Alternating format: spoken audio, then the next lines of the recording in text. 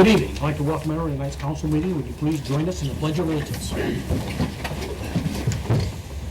I pledge allegiance to the flag of the United States of America and to the republic for which it stands, one nation, under God, indivisible, with liberty and justice for all.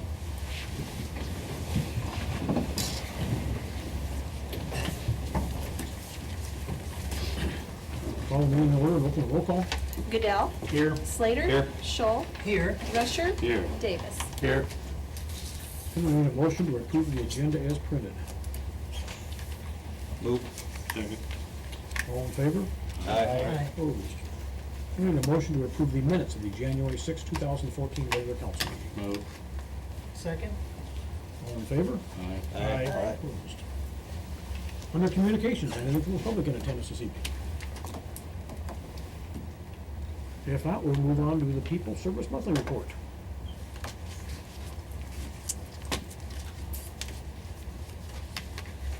Well, we'll start out on the water side. Of course, as everybody knows, the weather, we've been having multiple main breaks these last few weeks. And I kind of stopped counting. I think I was up to, what was it, here, We're nine?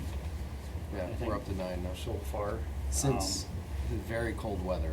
Started, yeah, since we had this Arctic blast. And you have one big one on 8-inch up on Forest Boulevard. We got that taken care of.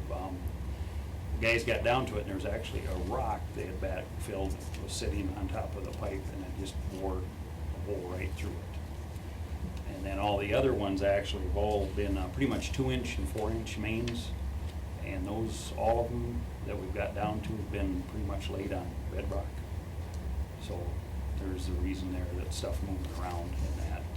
But we've got those all patched up. I think we're gaining back on our water now. It's holding, going back to somewhat normal usage now, so. But as far as at the water plant, we were supposed to start today, the spring side, but the automatic systems didn't have a lot of their stuff done yet, so we're waiting on them still, and hopefully between tomorrow, we may be able to pin a date down. I know they're on the time frame by the 31st, I think it is. Who's actually in default? Is it the city that is in default on the 31st? Or is it the contractor that's in default for not having the project done if the DNR comes in and start finding us, or what? Who actually pays the fines and stuff? It's not a fine for the, notice of violation. It is essentially you have to tell, through publishing in the newspaper and sending out a notice to everybody that you're not in compliance with your permit, which the permit requires that we do turbidity testing and a few other things under the new permit. So technically, the city is in violation by not following our permit, but it kind of trickles down to we have to work with the contractor we have. And it's not necessarily IPT, it's automatic systems that's creating the issue, but Our water level hasn't changed any, has it, to speak of? I mean, we're still doing the same testing and everything, except Yeah. before. I mean, what really puts us in violation, I guess, is what I'm curious about. Is it the construction compliance? Is that Steve? I'll let Steve Elaborate on that? Steve's up on this. In your recent operating permit, which is your guidelines, you were given a compliance schedule by such and such date, in this case December 31st, you'd have the spring side up and going and you'd be meeting all the surface water rules. You didn't make that, so they issued a notice of violation, but we were able to get them to extend it out to the January 31st. And because you did not meet that compliance schedule, because it's in that piece of paper, your permit, you are in violation of your operating permit. And it is the city that's in violation, and you have to do public notice, but any cost of said notice and stuff like that is passed on down to the contractor because it fits under liquidated damages. Now, on the 31st then, We will have to do public notification, but then there'll probably have to be some negotiating with DNR about what to do next. no problems, right? Is it- No. Still the same amount of testing? Yeah, same amount of Everything testing, stays the same, and it's just. actually, we have a plan to try to work around some of the issues that have come up. If we can get the spring side functioning, we can increase our monitoring to meet the service water, we might be able to avoid it, but we're waiting for clarification from the DNR. I have a call into them right now, they haven't returned it at this point. And hopefully tomorrow I'll have that answer, and I'll get with Aaron and we'll discuss what our options are, but, there's some concern on Clint's part, and rightly so, that if we rush too quickly, the controls aren't gonna be in place, so overnight, how are we gonna know when something's going wrong? I mean, the alarms, on the towers, none of the towers have controls right now because automatic systems is dragging their feet. If the underground storage tanks are taken out, we don't have that reserve sitting at the plant, and so what do? We run the risk of a low-pressure situation, which is just as bad as not meeting the surface water rate. So that's what we're gonna discuss with the DNR. I mean, we can do all the monitoring, we can increase our monitoring. Today, we put a lot of stuff in place to start that process and have it done by the 31st. But there's still this factor, we can't control this over here, and we don't want to run the risk of have a fire or a major main break happens, and all of a sudden your towers are empty. That's bad. That's bad Are we news. losing the underground storage tanks soon, or by the end of the month then? We technically, they wanted to pull them out of service even sooner. But Yeah. we're gonna keep them around basically absolutely as long as we Because- can. And But the gray area is the permit says meet the surface water rules. The underground storage tanks are not part of that rule. They're the 10 state standards, which is a construction standard, not a surface water regulation. So they're two different regulations. So there's no reason we can't meet the compliance schedule over here, meet the surface water rules, still have these in service till we get the controls in place. That's gonna be our stance and position with the DNR. Hopefully it goes well. Yeah, yeah. I guess it slays me that they can see we're under construction, we're doing everything we can. And see, normally that's how they operate. Normally they give you, they're really neat, and I think a lot of it has to do with this field office not having to deal with surface water a lot, so they're kind of maybe on edge a little bit, freaking out a little bit. Unsure, it's an unknown animal to them. So they're playing it by the book when a little common sense goes a long way. And that's a very important point, the fact that, what is it, Field Office 2? Yeah. Has no surface water treatment plants besides Humboldt now. And so, we will receive, I think, scrutiny that's Right. maybe unjustified, I guess. Yeah, You know, yeah. it's, I think that, you know, when you've got somebody who's gonna be flipping through, well, what's the rule on that? You know, whereas in other field offices, they have a greater familiarity with these, you know, regulations. You know, there's not really, it's very black and white to somebody who's just gonna read the rule and read it directly off the sheet. So I think that's where Right. it's gonna be a lot of negotiations. Steve, you have a lot of relationships with the DNR. Yeah, I have so- relationships with different field offices and then with the central office, but it'd also be, I might have to educate the DNR myself on on what they should be focusing on, you know, instead of being nitpicky. I mean, we have all this in place, why doesn't this count for something? No chance of switching field offices, it's No, sorry, it's a geographic thing. Okay, I didn't know if it was Yeah, a good idea. it's based off where you're located in what county is assigned to a certain field office.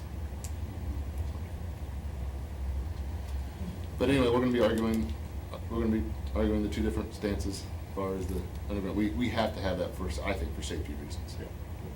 To have the underground storage still in operation until we're good and ready and have all our controls in place.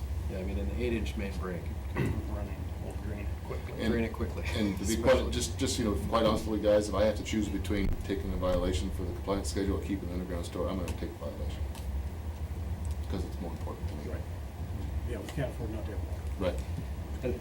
And essentially, the notice that would go out would just be, we failed to meet the deadline Yep. that was in the permit. There's It's no- not, it's you not know, the the gloom and water doom. was affected or anything like that. I mean, there's no language in there that if somebody was reading it would go, you know, it's more of a, just a, No. you know, slap on the wrist. You should It's have just that been there you on failed to time. meet a compliance schedule, is basically all it says.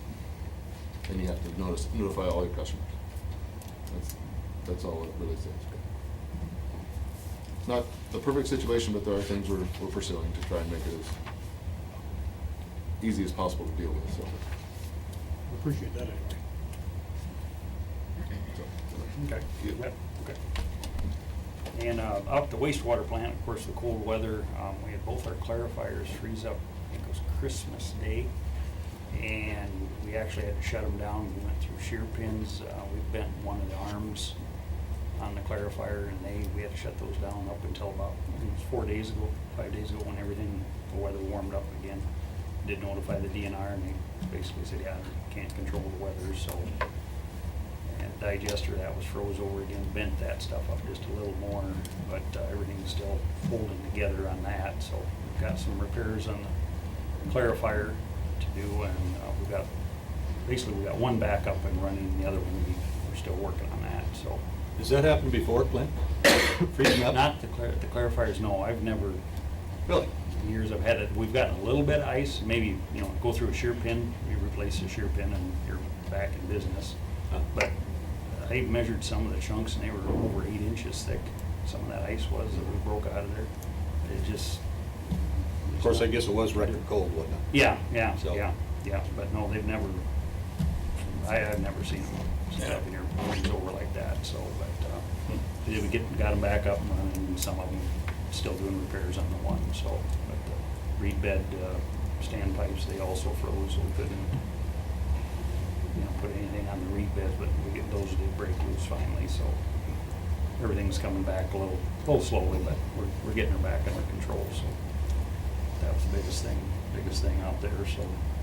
Lift station out at Business Park, the North Business Park, that was throwing some different alarms.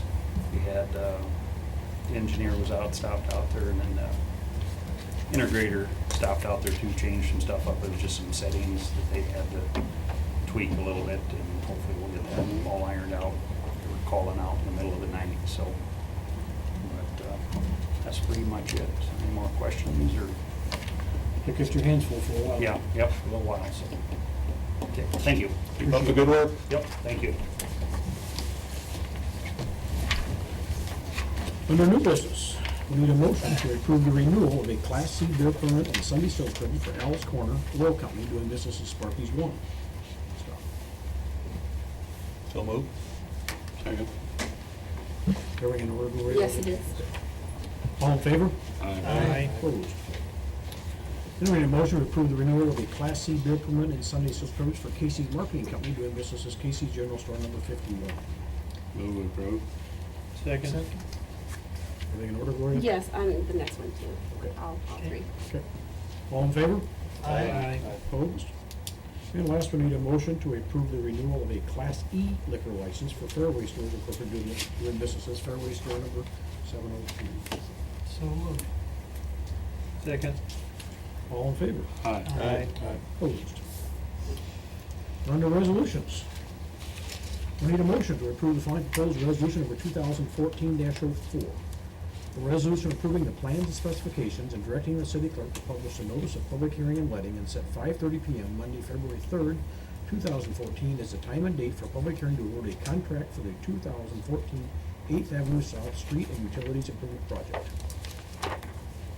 The plans and specs are in front of everybody here. These contain all the changes that the council requested in the previous meetings. And the We kind of run through them a little bit. Sure. Just to- so we're all on the same. do you want to run through the project a little bit? Yeah, I sure can. I'll kind of say that it was adjusted, probably the easiest way. The main thing you probably want to look at is the plan sheet. If you go to the A02, will kind of be the overview, it's the easiest way to look at it. So prior to, we were gonna go with full curb and gutter, we pulled that out, we did just 4-inch asphalt along 8th Avenue South. We also took out the storm sewer that we were gonna have there. All it will do is, just kind of similar in that area, it was a surface drain, which would be to the east. And then we are providing the new culverts underneath that roadway, which will be a necessity. When we modified the water, we just are including the extension out to the edge of the cul-de-sac where there will be a fire hydrant on the end of that cul-de-sac. We're not extending any further there at this point, we're just leaving that and they can flush from that end of that line. Going back on 7th Avenue South, we're gonna have the patches for the water main extensions across, and then we are gonna overlay that, which is a 2-inch overlay. Kind of revising after, it was about a month ago, our meeting when we wanted to kind of tone it back a little bit, get more of our, kind of typical of what's gonna be in that area right now, kind of match what's that existing roadway. At the end of that 8th Avenue South, we did go ahead and put a rock turnaround on, and that'd be a 6-inch rock turnaround, just so that, and it might end up being used, as some parking for those people out there on wetter days that go out to those gardens. But we think it's a good idea, then you don't have a grass area that gets torn up in those weather conditions too, so. You know, you got a place for snowplow to turn around Yeah, in, or yep, or city, yep. city equipment or whatever. And we have a 30-foot radius on it. It's not huge, but it's a 30-foot radius. You might have to back up once, but it's not too bad. So, we think that'll probably facilitate better movement, turning around back there, and people won't kind of go wherever they want to either. At least keeps them kind of on a path. And then the service lines are also included, and everything else is pretty much the same as what we had before, so. Any questions or concerns? And then on the dates that we're establishing here, 23rd is when it's gonna get published. The bid letting will be January 30th, and then the hearing will be on February 3rd for the public hearing to review bids.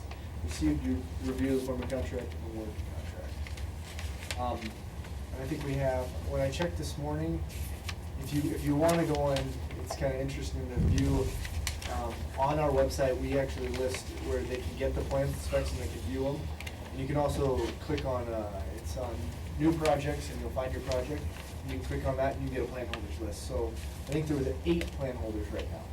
So, Cool. yep. And it is updated on the minute, so it's pretty neat to check. I check it quite often.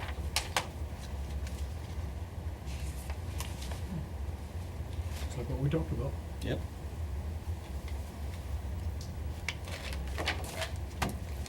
I would move to approve. Second. Roll call vote.